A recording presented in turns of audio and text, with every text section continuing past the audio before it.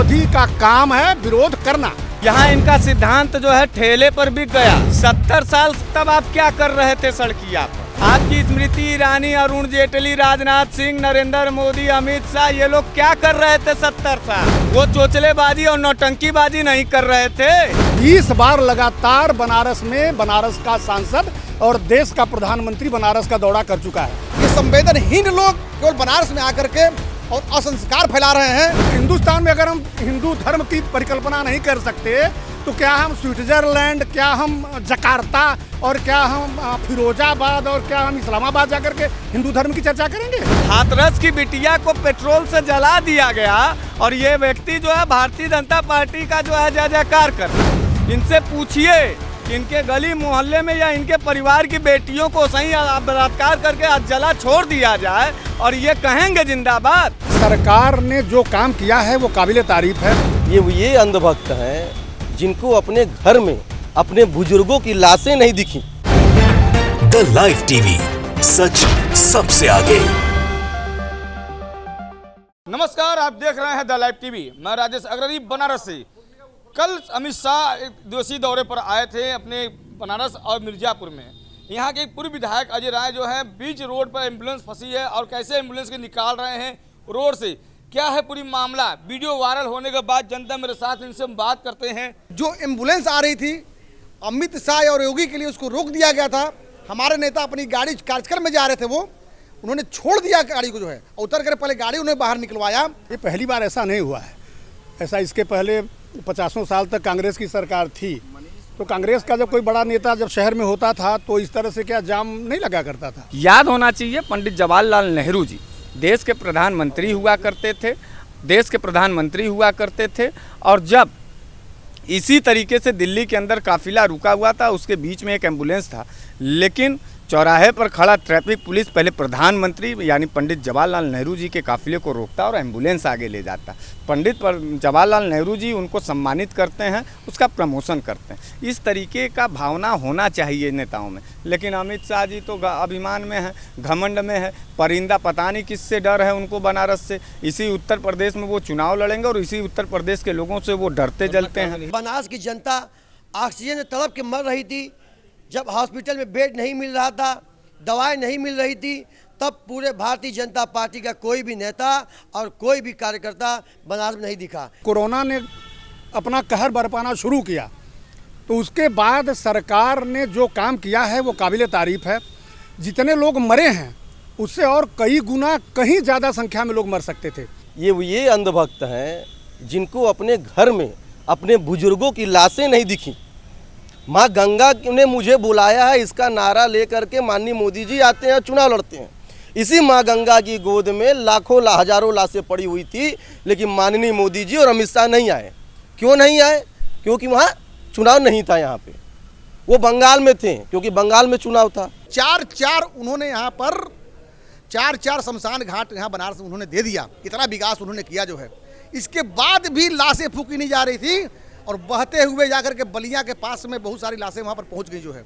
अब क्या संवेदनहीनता देखना चाहते हैं आप? इस देश कहाँ जा रहा है कि झूठों पे ये टिका हुआ देश है। महंगाई की चरम सीमाएं एकदम ऊपरी चली जा रही है। आम पब्लिक दुखी और मन से एकदम बिल्कुल अतृप्त है। बस समय आने दीजिए, हम लोग सारे लोग इनको ठिकाने लगाने के लिए तैयार हैं। शाह बनारस के सांसद नहीं, भारत सरकार के गृह मंत्री हैं। वो आए, अब ये कहना है कि चुनाव जब आता है तब लोग आते हैं, तो पहली बार नहीं हुआ है कि जब इसके पहले क्या जब चुनाव होता था तो कांग्रेस के नेता या और विपक्षी दलों के नेता जो सत्ता में नहीं है वो बनारस में नहीं आया करते थे चुनाव प्रचार के लिए। ये भारतीय जनता पार्टी के नेता होंगे, ये भारतीय जनता पार्टी के कहीं ना कहीं जो है किसी न किसी 2-4 लोगों का प्रतिनिधित्व करते हैं। इनकी भावनाएं देखिए। मैं इनसे एक बात पूछना चाहता हूँ कि नरेंद्र मोदी जी पहले प्रधानमंत्री तो है नहीं। नरेंद्र मोदी जी से पहले भी इस देश के अंदर प्रधानमंत्री हुआ करते थे, वो भी कहीं ना कहीं किसी न किसी दल के हुआ करते थे। नरेंद्र मोदी जी को छोड़ करके कोई और ऐसा नेता बताइए, पूर्व प्रधानमंत्री बताइए, जो प्रधानमंत्री रहते हुए किसी दल विशेष की प्रचार करता हुआ आपको नजर आए। यहाँ इनका सिद्धांत जो है ठेले पर बिक गया। यहाँ इनका सिद्धांत कुछ नहीं होगा। ये कह रहे थे कि विपक्ष के चोचलेबाजी है। 70 साल तब आप क्या कर रहे थे सड़किया पर? आपकी स्मृति ईरानी, अरुण जेटली, राजनाथ सिंह, नरेंद्र मोदी, अमित शाह, ये लोग क्या कर रहे थे 70 साल? वो चोचलेबाजी और नौटंकीबाजी नहीं कर रहे थे। जब हम ही सवालिया आपके ऊपर डालेंगे तो आप और तेज छन आएंगे। कह रहे हैं कि अपराधी गोल हो गया। अरे सारे अपराधी तो चले गए भारतीय जनता पार्टी में। अपराधियों के ही तो मुख्यमंत्री योगी बाबा हैं। हाथरस की बिटिया को पेट्रोल से जला दिया गया और ये व्यक्ति जो है भारतीय जनता पार्टी का जो है जय जयकार कर रहा है। इनसे पूछिए कि इनके गली मोहल्ले में या इनके परिवार की बेटियों को सही बलात्कार करके जला छोड़ दिया जाए और ये कहेंगे जिंदाबाद। इनका क्या ज़मीर है और इनके अंदर कौन सी इंसानियत बची रह गई है? ये बलात्कारियों का जो है समर्थन में जिंदाबाद निकालते हैं। चिन्मयानंदवा के समर्थन में ही सब निकाले। हाउसेंगर विधायक था, पूरा परिवार खा गया, उसके समर्थन में ही सब निकाले जो है। यही कह रहे हैं कि जो है कि पूरा अपराध है। अब वहीं पंचायत चुनाव में इनके पार्टी के लोगों ने इतना डर हो गया था विपक्षी दलों से कि नामांकन तक नहीं करा पा रहे थे। जो विपक्षी दल का आदमी नामांकन करने जा रहा था उसका पर्चा और पुलिस से लगवा के उसको जेल में बंद करवा दे रहे थे। 65 साल में स्वतंत्र भारत में सत्तासीन पार्टियों के तमाम प्रधानमंत्री जो बनारस में नहीं आए होंगे, उतना 20 बार लगातार बनारस में बनारस का सांसद और देश का प्रधानमंत्री बनारस का दौरा कर चुका है। ये संवेदनहीन लोग केवल बनारस में आकर के और असंस्कार फैला रहे हैं और किसी पब्लिक का मदद नहीं कर रहे हैं। रोज पब्लिक यहाँ मर रही है। आज तेल पे बात नहीं हो रहा है, आज मट्टी की तेल आप देख लीजिए, महंगाई की तेल देख लीजिए। जो अपने देश में सरसों तेल होता है, मानी क्रूड ऑयल तो बाहर से आता है, कम बेसी कर सकते हैं आप, लेकिन जो तेल अपने देश में पैदा होता है उसका भी 250 रुपये लीटर दाम हो गया है। घर में छौके कैसे लग रहे हैं कोई समझाने वाला बताने वाला नहीं है। ऑक्सीजन के लोग यहाँ पे मर रहे हैं। एक बार न मोदी जी आए, न योगी जी आए, न अमित शाह जी आए, जो संसदीय क्षेत्र रहा है हमारे प्रधानमंत्री जी का। विरोधी का काम है विरोध करना। वो विरोध नहीं करोगे तो क्या करेगा? अब समाजवादी पार्टी के लोग अब बवेला मचाए हुए हैं कि हम आ रहे हैं। कहाँ आ रहे हो? अभी 5 साल पहले आपकी सरकार थी ना, 4 साढ़े 4 साल पहले आप ही की सरकार थी और आप अपनी सरकार के कार्यक्रमों को देख लीजिए। मैं बार बार इनसे कह रहा हूँ कि अमित जो एम्बुलेंस फंसी थी उस एम्बुलेंस पे बात हो रही है, वो एम्बुलेंस से हटा के ये चले जाएंगे पाकिस्तान। उस एम्बुलेंस की बात नहीं करेंगे। अगर कोई धरना देता है, प्रदर्शन करता है, उसमें अगर रोड जाम होता है और उस एम्बुलेंस में बैठे व्यक्ति का अगर स्वर्गवास हो जाता है, वो मर जाता है अगर वो है, तो उस पर विपक्षियों पे, चाहे किसी भी दल के नेता हो, चाहे कोई भी दल का नेता हो, उसके ऊपर धाराएं मुकदमा लगती है। क्या अगर कल उस जाम में उस व्यक्ति जो एम्बुलेंस में था अगर वो मर जाता तो क्या अमित शाह के ऊपर मुकदमे लगते? नहीं लगते अमित शाह के ऊपर मुकदमे।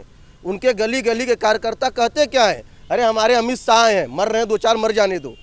कल अभी मेरे 2-4 ऐसे गली के लोग थे, हमने बोला कि यार कम से कम उस एम्बुलेंस को यार तो निकलवा देना चाहिए। कांग्रेस के नेता अजय राय, पूर्व विधायक जो हैं, उन्होंने अपने गाड़ी से उतर करके उस एम्बुलेंस को रास्ता दिया और वो बेचारा गया और वो सुरक्षित है। एक भी दंगा, जरा बताइए आप, उत्तर प्रदेश में कितने दंगे हुए हैं बताइए ना। मैं पूछता हूँ कांग्रेस के भाइयों से, ये सपा के बंधुओं से और बहन मायावती की पार्टी के लोगों से। इनकी पार्टी की होती थी तो यही कैंट है बगल में। भाजपा की सरकार नहीं थी जब लाशों के चिथड़े उड़ गए थे, पंखों पर टंगे हुए थी, लाशें टंगी हुई थी।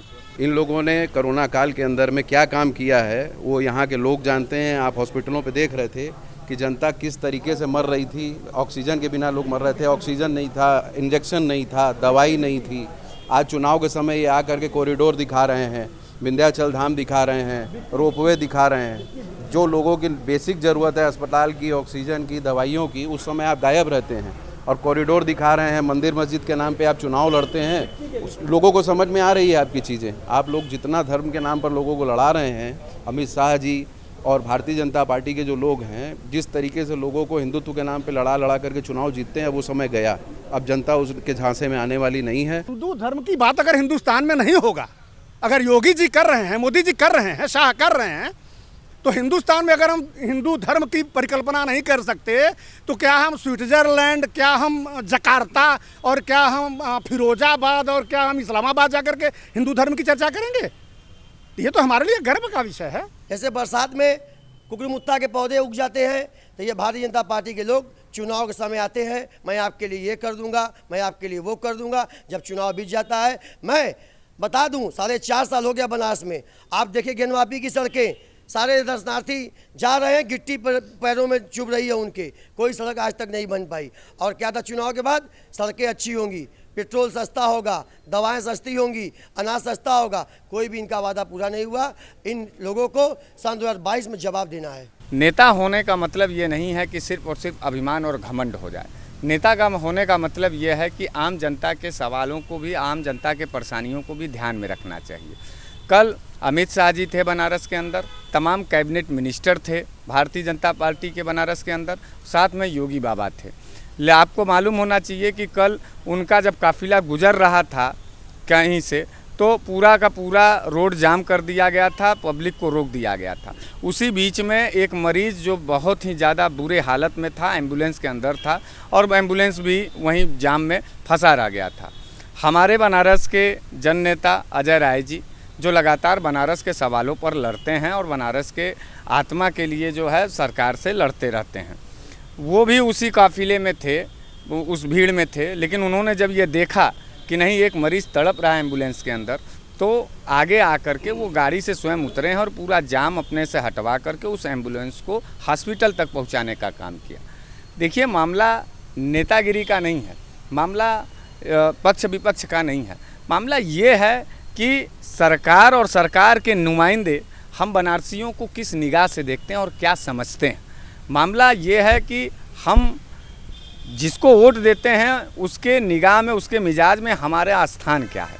अभिमान का पराकाष्ठा था कल का जिस तरीके का दौरा था, घमंड का एक बड़ा चरम सीमा था अमित शाह के अंदर और योगी बाबा के अंदर। अमित शाह कल चुनावी दौरा करने आए थे, उनके दौरे में हमारे एक बनारस का नागरिक जो एम्बुलेंस में अपने जीवन और मौत के बीच में संघर्ष कर रहा था और उसकी गाड़ी पास नहीं हो पा रही थी, हमारे बनारस के बहुत ही लोकप्रिय जन नेता माननीय अजय राय जी अपने गाड़ी से उतरकर और आम जनता की तरह गाड़ी को साइड कराकर उस एम्बुलेंस को पास कराए।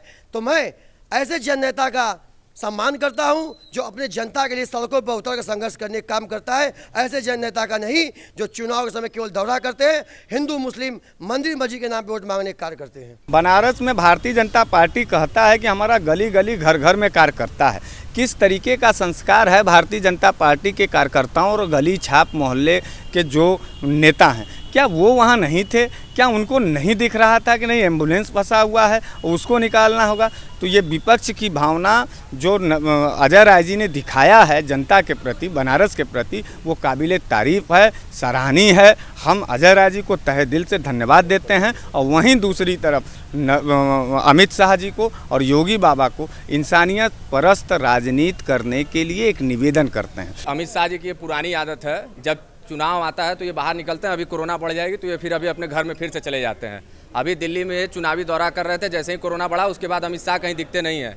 जैसे कि हमारे जन नेता माननीय अजय राय जी ने कल गाड़ी से निकलकर उस व्यक्ति को, उस एम्बुलेंस को निकलवाया, नहीं तो वो व्यक्ति उस एम्बुलेंस में जान दे दिया होता अपना। अमित शाह का उत्तर प्रदेश में आना, बनारस में विंध्याचल में आकर के मंदिर के ऊपर में अपना प्रचार करना, एक तरह से प्रचारी कहा जाएगा, ये दर्शाता है कि इनको पता, मतलब जनता ये जान जाए कि अब चुनाव आ गया है। अमित शाह जी बिना चुनाव के कहीं दिखते नहीं हैं।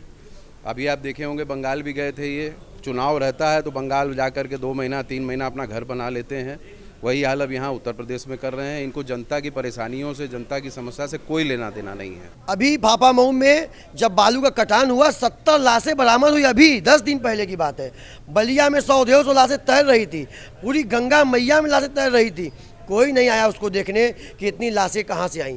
आज जब चुनाव आ गया तो सभी लोग रोड पे आ गए। अच्छा, रोड पे आ गए तो अच्छी बात है, आप आइए, चुनाव है, उसमें भी एम्बुलेंस फंसी है। आपकी मानवीयता जो मानवीय दृष्टिकोण है, आप अपनी गाड़ी को रोक दिए होते, अपने गनर से कहते इस एम्बुलेंस को पास कराओ, ये हमारे देश का आम नागरिक है, लेकिन आप नहीं उतरे। भारतीय जनता पार्टी को की संवेदना जनता के प्रति न कभी थी, न कभी है, न कभी रहेगी। और हम तो धन्यवाद के पात्र माननीय अजय राय जो कल अपनी गाड़ी से उतर कर एम्बुलेंस को बाहर निकलवाएं और वो मरीज, हमें लग रहा है कि उसको ईश्वर स्वस्थ करेंगे, कुशल होगा। चुनाव आ गया, यूपी का चुनाव आ गया, तब इनका दौरा शुरू हो गया। जगह जगह विंध्याचल, तो विश्वनाथ मंदिर है, यहाँ विश्वनाथ मंदिर, यहाँ पे कॉरिडोर यहाँ बनवा रहे हैं, यहाँ पे दर्शनार्थी आ रहे हैं दर्शन करने के लिए। यहाँ इतने बड़े गिट्टियाँ, सारी चीज़ें सबके लोग पैर में चुभ रहे हैं। आपको इतना नहीं समझ में आ रहा कि सावन का समय है, यहाँ पे लोग आएंगे, लोग दर्शन पूजा पाठ करने के लिए, रोडें कम से कम दुरुस्त करा देनी चाहिए। सारी जस के तस चीज़ें पड़ी हुई हैं, लोग परेशान हैं। द लाइव टीवी, सच सबसे आगे।